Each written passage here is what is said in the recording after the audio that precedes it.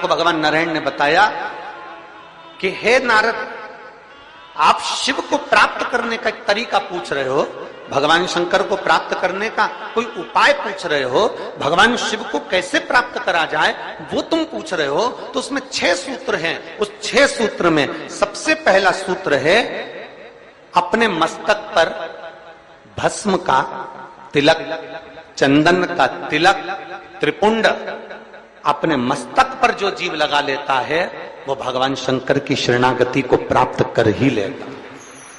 6 सूत्र में से पहला सूत्र है अपने मस्तक पर त्रिपुंड लगा लेना, अपने मस्तक पर त्रिपुंड का भाव प्रकट करना।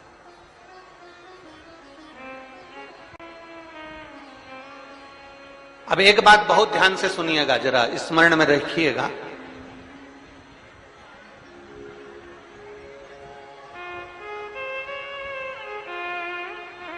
कई माताएं कहती हैं कि गुरुदेव, हम अगर चंदन का तिलक लगाकर जाएंगे या हम त्रिपुंड लगाकर जाएंगे तो लोग हंसते हैं।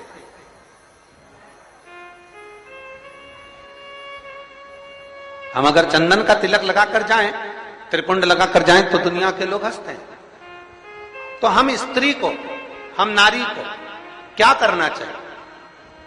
शिव महापुराण की कथा कहती है कि मात्र शिवलिंग का स्पर्श कर कर, मात्र अशोक सुंदरी वाली स्थान का स्पर्श कर कर, मात्र पीठिका का स्पर्श कर कर, मात्र नंदी का स्पर्श कर कर, मात्र शंकर भगवान के दरवाजे की चौखट का स्पर्श कर कर भी नारी 3 उंगली अपने मस्तक पर लगा लेती है तो वो त्रिपुंड का ही भाव प्रकट कर देती है। मात्र उतना भी कर लिया तो शिव।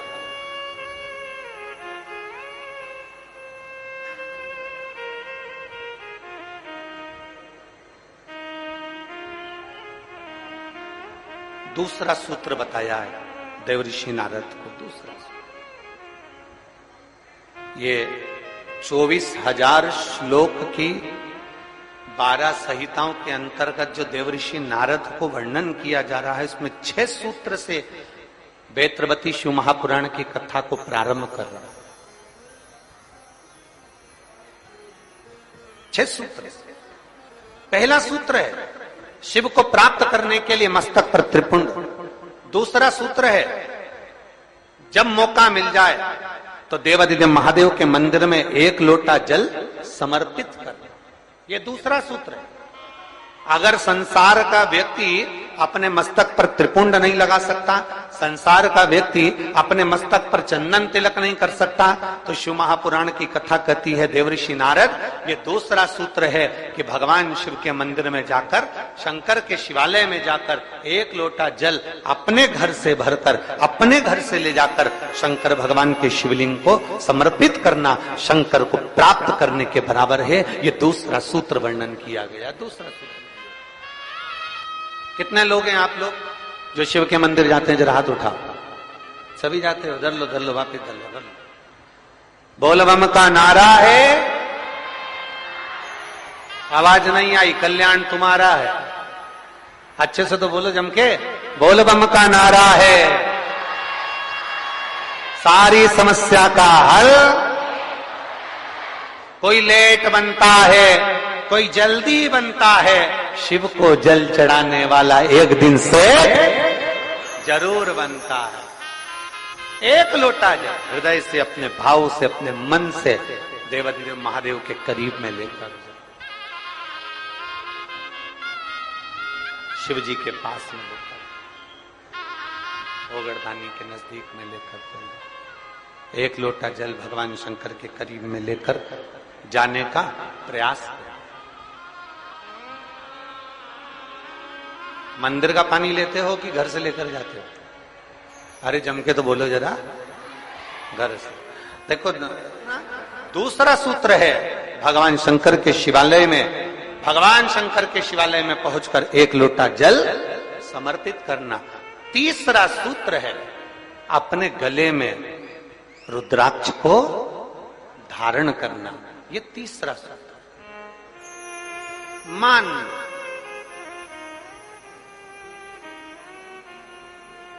मस्तक पे से तिलक मिट गया, मान मृत्यु का समय, प्राण छूटने का समय आया, घबराहट हुई तो सिर पे पसीना आया तो कोई रुमाल लाया और उसने मस्तक पे से त्रिपुंड को पोंछ दिया, तिलक को पोंछ दिया।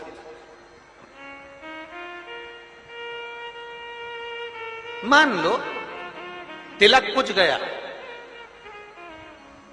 ज्यादा स्वास्थ्य खराब था तो आप शंकर के मंदिर में पहुंचकर एक लोटा जल भी नहीं समर्पित कर पाए। मान लो आप शिव के मंदिर नहीं पहुंचे, जल आपने समर्पित नहीं किया।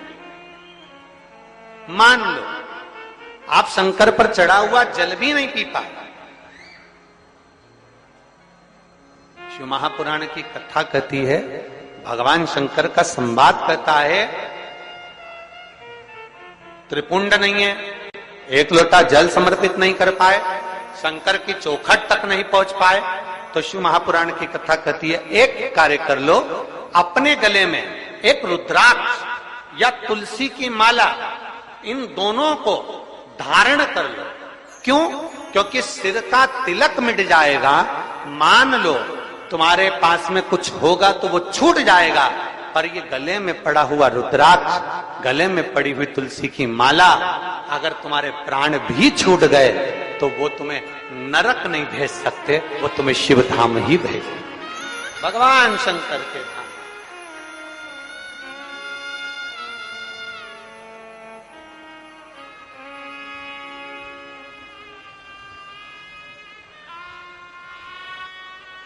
और बहुत बहुत सुंदर भाव कहा है, ध्यान देना। कोई कहे कि गुरुजी हम नारायण को भजने वाले हैं, हम मरेंगे तो बैकुंठ जाएंगे। कोई कहे हम राम को भजने वाले हैं, हम मरेंगे तो बैकुंठ जाएंगे। कोई कहे हम कृष्ण को मानने वाले हैं, हम मरेंगे तो बैकुंठ जाएंगे। कोई कहे हम दत्त को मानने वाले हैं, हम मरेंगे तो हम बैकुंठ जाएंगे।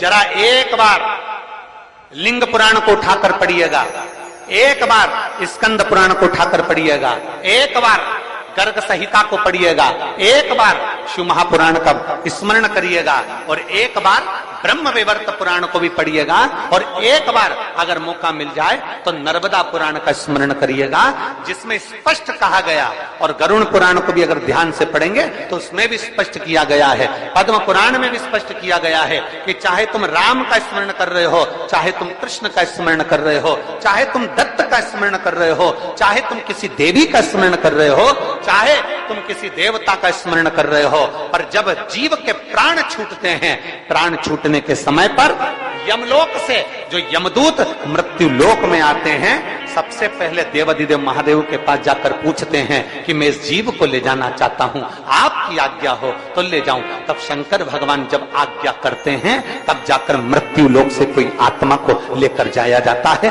कोई जीव को लेकर जाया। शिव आज्ञा नहीं करे तो कोई जीव को नहीं ले जा सकता। सब खाली है, शिव के बिना सब अधूरा, शंकर के बिना सब सूना। जहां शिव नहीं वहां कुछ है। एक रुद्राक्ष धारण। अभी जहां कथा थी, ओमकारेश्वर की कथा में और एक छत्तीसगढ़ की कथा में हमने कहा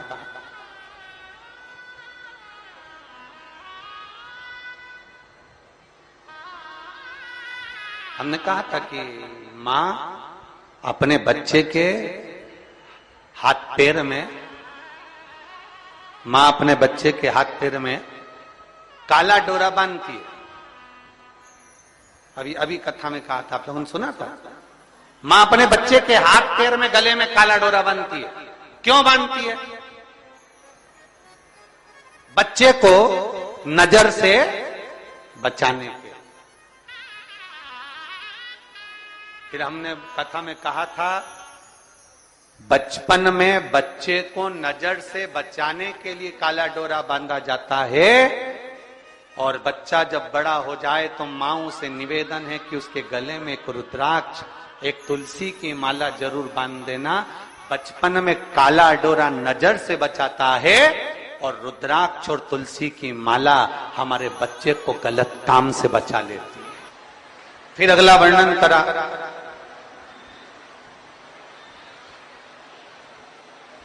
एक सूत्र में वर्णन करते हुए कहा देव ऋषि नारद से भगवान विष्णु ने कि भगवान शंकर की कथा में जाकर बैठना और बैठकर कथा को श्रवण करना, यह भी भगवान शंकर की शरणागति के बराबर है, शिव को प्राप्त करने के बराबर।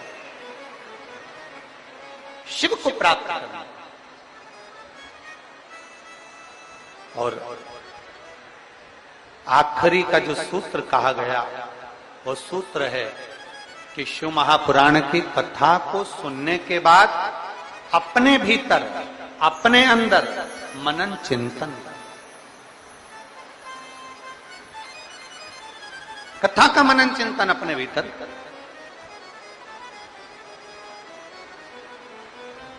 कथा को श्रवण कर लेना एक अलग विषय, कथा सुन लेना एक अलग विषय। शिव महापुराण की कथा कहती है कि जाना, कथा में पहुंच जाना, कथा में बैठ जाना, कथा में पहुंचकर विनय कर लेना, यह अलग विषय है। पर शिव महापुराण की कथा कहती है कथा में पहुंचने के बाद जितना बन सके उस कथा को अपने भीतर उतारना एक अलग विषय। बोल बम का नारा है, जरा जम के बोल बम का नारा है, उसको अपने भीतर उतार लेना। भगवान शंकर की अविरल भक्ति को अपने भीतर उतार।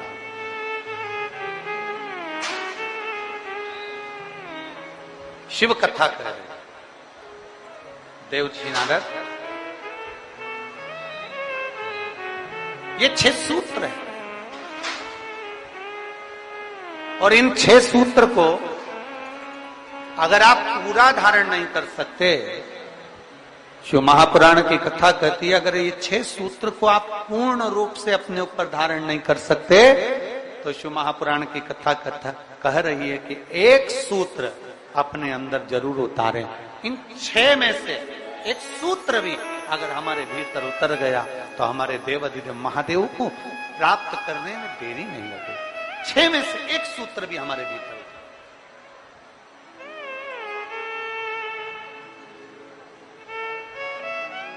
अब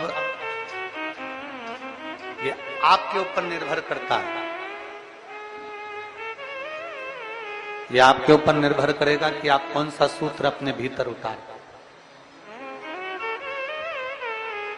चंदन लगाना है मस्तक पर, त्रिपुंड धारण करना है मस्तक पर, या शिव के मंदिर में 1 लोटा जल चढ़ाना है, या गले में रुद्राक्ष धारण करना है, या पंचाक्षर मंत्र, षडाक्षर मंत्र, या श्री शिवाय नमस्तुभ्यम बोलना है, या भगवान शंकर की कथा को श्रवण करना है, या भगवान शंकर की कथा को श्रवण कर कर अपने जीवन में उतार। श्रावण के महीने में घोड़ लगती है, श्रावण के महीने में घोड़ लगती है। मैं 1000 बेलपत्र शंकर भगवान को चढ़ाऊंगा। अभी अभी आप भी सुनते होगे, बोलो तो सही जरा, विधि सवाल बोलो, सुनते हो कि नहीं सुनते? अरे बोलो तो जम के, सुनते हो? कोई कहेगा 1.25 लाख बेलपत्र चढ़ाऊंगी, 1000 बेलपत्र चढ़ाऊंगी, 108 बेलपत्र चढ़ाऊंगी, 500 बेलपत्र शंकर जी को चढ़ाऊंगी। शिव महापुराण में ये कहीं पर नहीं लिखा कि आप शंकर भगवान को 1.25 लाख बेलपत्र चढ़ाओ कि 50,000 चढ़ाओ। शिव महापुराण में इतना जरूर लिखा है कि अगर आपने अपनी जिंदगी में 1 बेलपत्री का पेड़ लगाया है तो 1 बेलपत्र चढ़ाने के तुम अधिकारी हो।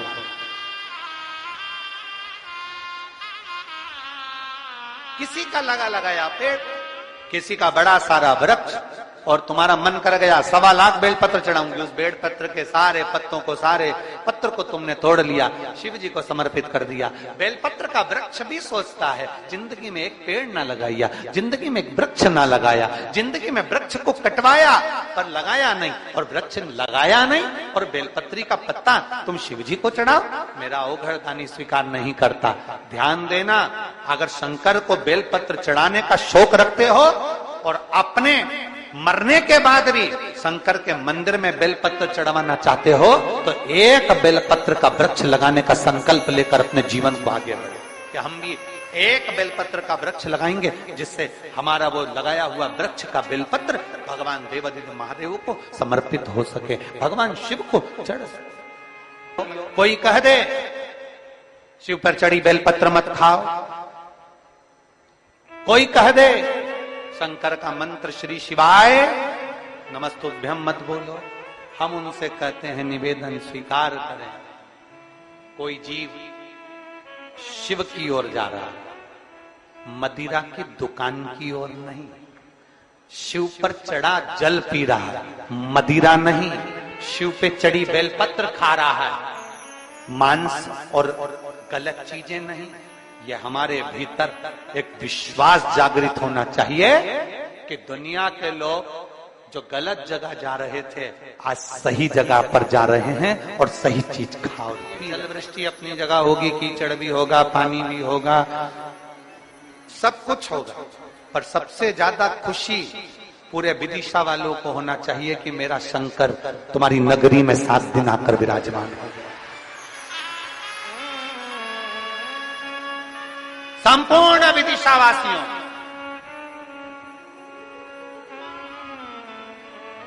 और इन शिव भक्तों की सेवा का मौका मिला है।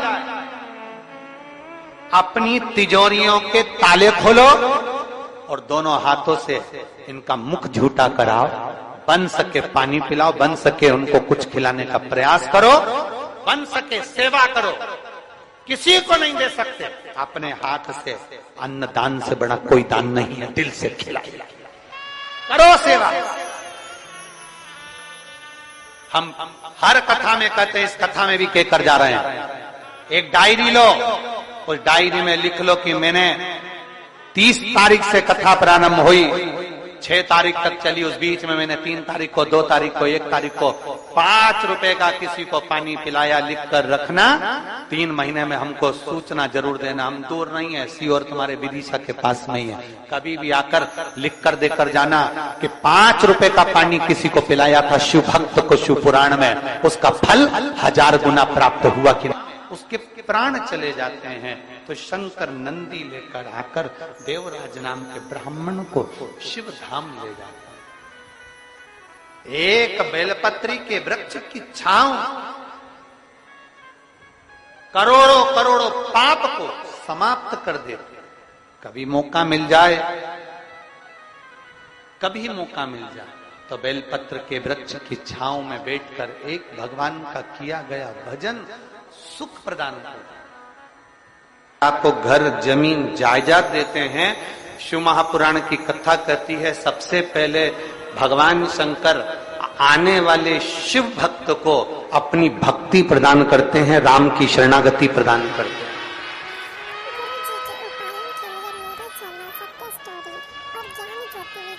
सबसे पहले अगर कुछ दिया जाता है